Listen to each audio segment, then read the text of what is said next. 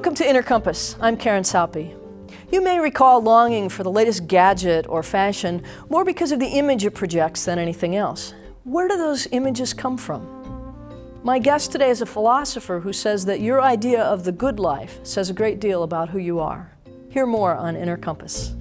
From the campus of Calvin College, this is Inner Compass, exploring how people use faith and ethics to guide them through critical issues of today. My guest today is Jamie Smith, Executive Director of the Society of Christian Philosophers, Professor of Philosophy at Calvin College, and author of several books, including Desiring the Kingdom, Worship, Worldview, and Cultural Formation. Welcome, Jamie. Glad to be here. Let me try to summarize, and then you can correct me. Is it safe to say that what you're really talking about here is that you can ask someone what's important, and the answer they give you in terms of intellect or belief may be very different from what you would observe watching their practices? Yeah, that's a good way to get at it. There's sometimes we tell ourselves that what we know or what we believe or what we think is what defines us. But there turns out to be a disconnect between that and what moves us, what pulls us, what makes us act. And at that level of our action, I think it's often our love and desire that's driving who we are. And it's not really a matter of intentional hypocrisy as much as it is just sort of a disconnect. Yeah, absolutely. And not that there's anything wrong with that. You know, there's a sense in which we can't always articulate what really gets hold of us and our passions. And so some of it is, it's not an opposition or a hypocritical tension, it's just that we're not always able to propositionalize, you know, what really moves us. So you're really talking about kind of appetite. I mean, it's a very medieval way of putting it, to talk Yeah. about the appetites, that's true. And so we absorb what's around us, we absorb the cultural values of a thing. I mean, I think we're all at least partly aware of how much, for instance, TV advertising affects what we want. We've all had that experience of seeing a commercial and suddenly wanting the thing, even though our brains tell us we know better. Right. In some ways, it's a very classic philosophical problem of this. We aren't always successful in getting our rational mind to discipline our desires. But what I'm also arguing is that it's okay and it's natural that we are driven and moved at this level that's more imaginative, more affective. And so you're right, it's exactly the sort of stories and images and pictures and even rituals of a culture that makes those things seep into us in a way. So give me an example of maybe something we don't even think of as an institution that helps to shape our values. Yeah, at home, my kids know that the mall will be the first example that we talk about. So what I'm interested in is the experience, say, of going to the mall for a teenager is this really holistic, full-bodied experience that I think is bent on making them a certain kind of person, because it's making them love a certain end or want a certain goal. That's not because when they get to the mall, somebody's handing out, you know, brochures, this is what the mall believes, or this is what the mall thinks. It's just, it's carried in all those pictures, you know, you see in the mannequins in the window, and in a way the commercials that have brought them there have portrayed little living stories of what the good life looks like. And it's a very sensible and, I guess, sensual experience, right? And it's working on them at a level that they're not processing cognitively or intellectually, but that doesn't mean it's not working on them. In fact, sometimes it's working on them all the more because of that. Well, I can remember as a teenager that going to the mall was an event. It was something you did. Yeah, sure. Now sure. I think when I go to the mall, it's because there's something I know I need to buy. Yeah. But I guess I still have those moments where I wander in and I think I'm going for one thing, and a few hours later I realize I've been sucked back into the culture. Another experience that works like this is the opening of professional sports events. Sure. So, for better or worse, I'm kind of a stock car racing fan. But the opening of a NASCAR race is this panoply of images and powerful music and stories that are really kind of marshaled to civil religion in a way. And they're very affecting, right? They're very, they work on you in a way. And subtly there's a kind of vision of flourishing that's communicated to us. And a big part of this is just sort of honoring the fact that we are emotional, affective creatures. There are strange ways in which our culture still tends to treat us as if we were thinking things, and as if we were sort of computer processors that worked with ideas. Of course we do, but on another level we are emotional, imaginative, affective creatures, and it's exactly those sorts of heartstrings, so to speak, that get pulled and plucked. And that, I think, is actually probably closer to the core of who we are, and governs our activity more than we realize. Well, isn't there a sense in which at least we believe that part of adulthood is a matter of self-discipline and the ability to marshal and control our impulses and our desires? And I mean, so much of what traditionally we think about as adulthood is the ability to govern ourselves. Sure. Delayed gratification, all the good middle-class values you're supposed to acquire. That's true. On the other hand, we are sort of, even when you and I are doing that, you know, in our day, and we've set long-term goals, and so we'll have disciplines, there's still, at another level, all kinds of sort of precognitive, not even decisions really, but things that are moving us through our day, so that it's not a matter of growing out of this. You know, this is all seeped into the sort of fiber of our being. So I think what we need to be attentive to is, those are the kinds of creatures we are. Now the question is, what do you love? It's not whether you love, it's not whether you desire something ultimately, it's what do you love, and how does your love get formed and shaped and primed towards certain ends or certain visions, as it were. And you sort of argue that what we love most becomes sort of the object of a religious devotion. Yeah, I would say all of us are lovers. That's what moves us. That's what gets us out of bed in the morning. We love something that we're after. And that something is ultimate. You know, it's something that we love more than anything else, and it trumps other things in our lives. And because it has that nature of ultimacy about it, I do think it has a sort of religious character about it, whether one identifies with institutional religion or not. Right, so some people would say God, it's definitely God. Some would say my children, or money, or a yacht. Give me some other examples of these ultimate, yeah, they're I mean, gods. for some it could be a vision of sort of athletic prowess and that ideal of flourishing. For others it is, I think, a certain kind of economic consumer acquisition. You know, that's really what they're after. That's what motivates them.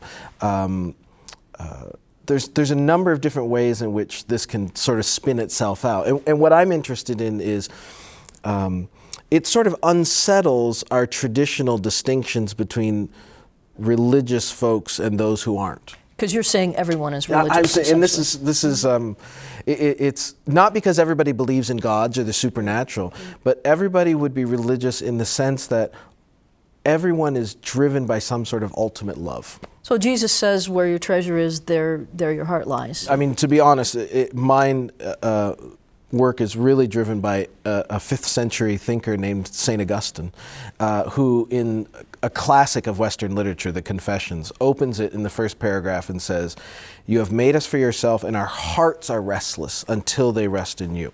And even if one doesn't sort of want to conclude with Augustine, what Augustine identifies is that it is at this heart level of sort of restlessness that identifies who we are. So if I really want to know who you are and what sort of makes you tick, I want to know what you love, right? What at the end of the day is going to trump the other activities in your life? What moves you? And that, whatever that is, it's going to have a character of religious devotion for you. And one way to measure that is in terms of how I spend my time. Sure. Which is interesting. I mean, I struggle with that sometimes. I think that the things I love most, I have too little time for, but it may be that I'm making decisions I don't even recognize as decisions. Yeah, you're right. I mean, all of us have, being creatures, there's all these things that we have to tend to get through the day that are sort of non-negotiables. But I guess it's how you sort of rank your priorities, how you what gets left out, what you have to make time for, and I mean, as you were suggesting earlier, I mean, one of the things that's challenging about this is working at you at a level that you don't always know. Exactly. I mean, that's the Right. scariest Yeah. part, right? Yeah. Is my loves are formed and shaped and primed by practices and routines and rituals that are working on me at a level that I don't process. And so I might not realize that I could be professing one belief with my mouth, as you suggested, but because there are all these other powerful practices that work on my gut, my loves, I'm actually that kind of a person. So it's an opportunity for some self-stock taking. So I can remember my father joking, "Do as I say, not as I do." And you know, you hear that from so many people, and of course the reason that's even worth saying is that nobody does that. We all watch what you do. We all learn from what you do. It's the scariest thing as a parent.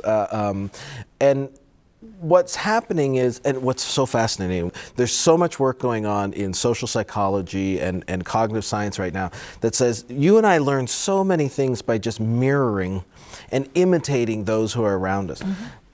Not because I decide, oh, I see that and that's the way I want to be, and I cognitively and deliberatively process it, but because there's something attractive that makes me want to imitate that, right? And so you start modeling, and that becomes a habit. It gets inscribed in you as a way of life. I think that's a huge part of what really good teaching is about, is being the person that someone wants to become like. Quite some time ago, I interviewed a man named Mark DeVries who was talking about youth ministry, and he said you surround your children with the people you want them to become like. And that seems to be a big part of your project. Absolutely. As you talk about schools or as you talk about churches or any practices. But as an adult, do I have any ability to change what it is I worship? That is a great question. So it does seem to me that conversion's always possible. You know, that could be converting from, my wife still wants me to stop watching NASCAR. What it would require is sometimes your decision, your intellectual decision, I've got to be different. Can lead. However, do you find that it takes a while for the rest of your body to kind of catch up? So, you know, I read Wendell Berry say, and I'm completely convinced that the way food is distributed and the way food systems work in our culture is wrong, and I should be eating differently, and I should participate in food systems differently. And then I'm sitting in Costco and I'm reading Wendell Berry and I'm thinking, why is there this disconnect between, on the one hand, what I'm intellectually convinced about, and on the other hand, what I'm doing? And it's because the power of routine, ancient philosophers, medieval philosophers would call this habit. And habits get in you through doing. They get in you also through modeling. So you look at the virtuous person and you imitate her or him.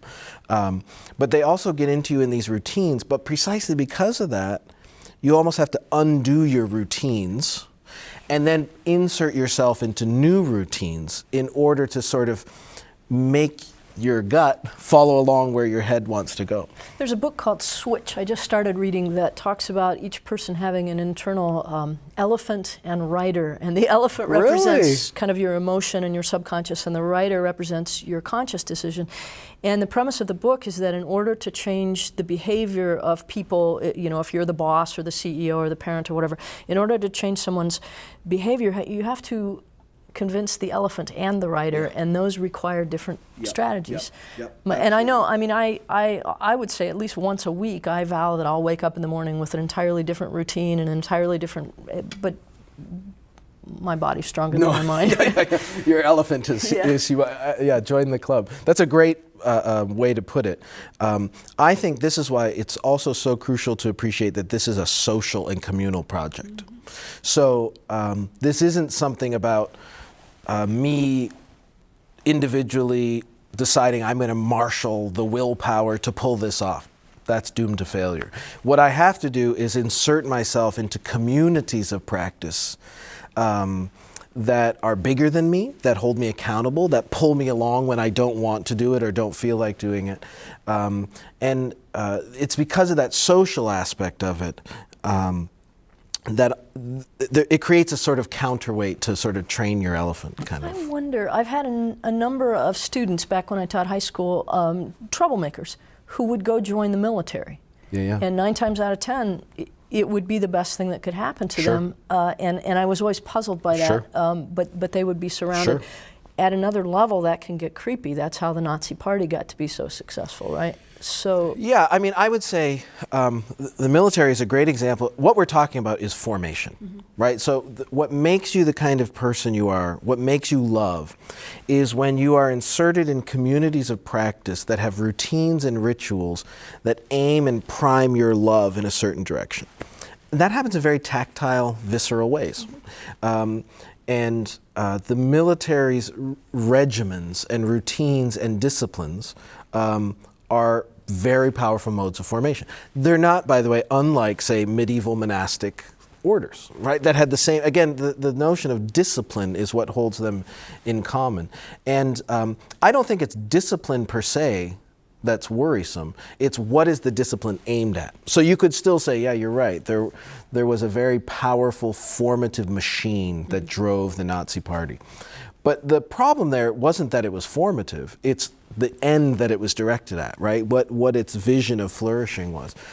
Otherwise, what ends up happening is you start thinking that discipline itself is bad, but you can't escape it. There are just reams and reams of disciplines that you're inserted in within a culture, routines and rituals that are forming you. Better to be awake to that and then say, what are good disciplines? So you're really saying, let me choose, given that I'm going to be formed by a community, Yeah. I'd better choose the community carefully. Yeah. And we probably, by the way, shouldn't make that sound too simplistic as if I could be part of one community. Of course, the big challenge is, on the one hand, I'm part of, say, an academic community, I'm part of a neighborhood community, I'm part of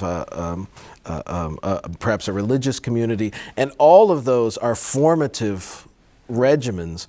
And they might not all be pointed in the same direction. That's probably the challenge that most of us face. Some of us do live in conflicting communities Yeah. and have... Absolutely. When I look at my communities and the ways that I'm being formed, that seems very positive and wholesome to me. Yeah. Sometimes when I look at other people's communities, I see brainwashing and cults. Yeah. How do you know the difference? That's a great question. It seems to me what you have to ask of a community, you almost have to learn to read practices, right? So it's a kind of ethnography where you look at sort of what are the routines and rituals that shape this community and say, if I could kind of exegete and unpack the vision of the good life that's carried in that, how do I evaluate that? How do I... it does seem to me that we never get a neutral standpoint from which we can do that. You're saying I sit in my church or sit in the mall and think, where is this leading me?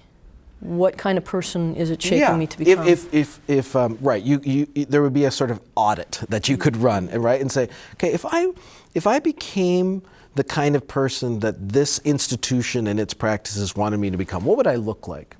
So, for instance, I am part of a religious community, say a church community. I actually would say, too often, my religious community ends up just adopting the practices of the mall, and is unwittingly making me into just the kind of religious consumer that the mall wants to make me in terms of a product consumer. So this isn't all the way to congratulate yourself that your own community is so fabulous. You have children. Yeah. Do you try to make them aware of this going on, or do you simply try to insert them into communities that you want to see shaping them? One outcome of this is when the kids want to go to the mall, they'll just ask, Dad, can you give us a ride to the temple? You know, that kind of dynamic. Which means that some of this has worked. Right. When you're talking about young people, I find the dynamic here is a challenge. On the one hand, I think maturing is giving young people the tools to be able to see their culture with these sorts of critical eyes. On the other hand, it's also not always possible for them to sort of grasp that cognitively. So then it's a matter of sometimes channeling them away from certain kinds of cultural routines and rituals, but it's also a matter of trying to think positively about what sorts of communities of practice do I want them to be part of, because those can be working on them and shaping them and forming them even if they don't know it. even if they don't like it. This is the gamble we take, taking teenagers to church when they're slumped in their chair. Right, and so for some kids that means they're going to rebel against that entirely because it's so unpleasant for them. Yeah, but my wager is if those rituals and routines and practices are good and intentional, those can be positively shaping a person, even if they're not sort of currently aware or even enjoying it. There's great examples of people who analyze Catholic filmmakers, for instance, or Catholic novelists, and say, look, Martin Scorsese is maybe not trying to be a Roman Catholic filmmaker, but here's the fact is, that sort of vision of the world so got inscribed in him through his Catholic schooling and liturgical formation that's just imprinted on who he is. And I think it's partly honoring that dynamic. Some of this, you talked earlier about churches sometimes using the same marketing strategies that the mall does, and I think there's some truth in that, unfortunately. And yet, if churches, to take an example, are to be effective in shaping hearts and minds, what do they do instead of marketing? Yeah, for me, right, part of the diagnosis is recognizing the extent to which the North American church has adopted rituals and practices and routines that are foreign to it and that are loaded and charged and are actually aimed at a vision of the good life that is ultimately antithetical to what they want to do if they want to follow the way of Jesus. Can you give me an example of a worship practice that does that? Yeah, or a church practice? let's say a worship context which is largely structured as a passive experience of a concert. So now, first of all, the passivity thing is part of an issue here, because the strange thing is worship is supposed to be a participatory work of the people. But what's also going on there is then this is a spectacle, this is a performance, and we've all been trained in the rest of our culture to expect I go to the concert because I want to be pleased. I want it to enjoy it. And now all of a sudden we're in the place of kind of selling church, and therefore we evaluate it like we would a lot of other consumer products. And the result is I'm the center of the experience. So you go to worship, and at the end of the day, the whole system is kind of telling me I'm the one who's important, right? Because everything is supposed to cater. And worship should make me feel good. Yeah. Which in fact is not no. the purpose. I mean, not that worship should make you loathe yourself, but it how strange that a practice that should be this very God-centric, ends up being a very me-centric experience. What the church one of the best things that the church could do to counter that is actually to remember very ancient practices. This isn't about what's the next new best novel thing to do. I think the wisdom of the ages, going back to ancient sources, medieval sources, there is an implicit wisdom there that they understood how formation works. And so worship would be very embodied, tactile, visual. And by the way, I think young people like that. I think on the one hand, we've decided we want to entertain young people to keep them in the church. And they're like, well, I can go to a concert anywhere. But if they actually experience the strangeness of this sort of disciplinary, formative, evocative, affective mode of Christian worship, I see lights go on. In the students that I work with, 20-somethings who are saying, I've been sort of waiting my whole life for something like that. You also talk quite a bit about schools, and you say, you talk specifically about Christian education, but as you point out, there's no such thing as a secular education. Yeah. So then as parents choose schools for their children, it's not simply a matter of choosing a church school versus a public school, a private school versus public school. What kinds of questions can parents ask as they choose schools? Right, that's a great question. What we want to realize is that there is no education that's not already a formation, right? And it's more than about what's in the textbooks, right? There's all these sorts of co-curricular experiences and routines that are making and communicating a vision of the good life in a school. And so on the one hand, you have to ask, what sort of person does this school want me to become? Mm-hmm. And you have to try to distill what is the vision of flourishing that's at work there. It could be the case that a school sort of bills itself as a religious school, but it has unwittingly adopted the rituals and practices of other secular practices, so that at the end of the day, what they're trying to make are, good citizens, that in a way that identity as a national citizen might trump the religious identity of the school and of the students. And I think there are reasons to be concerned about that.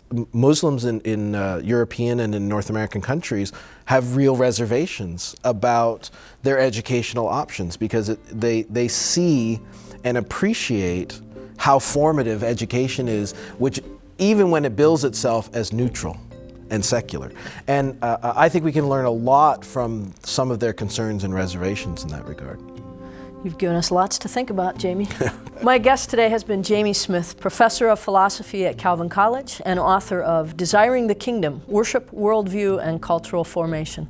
I'm Karen Saupe. Thank you for watching Inner Compass.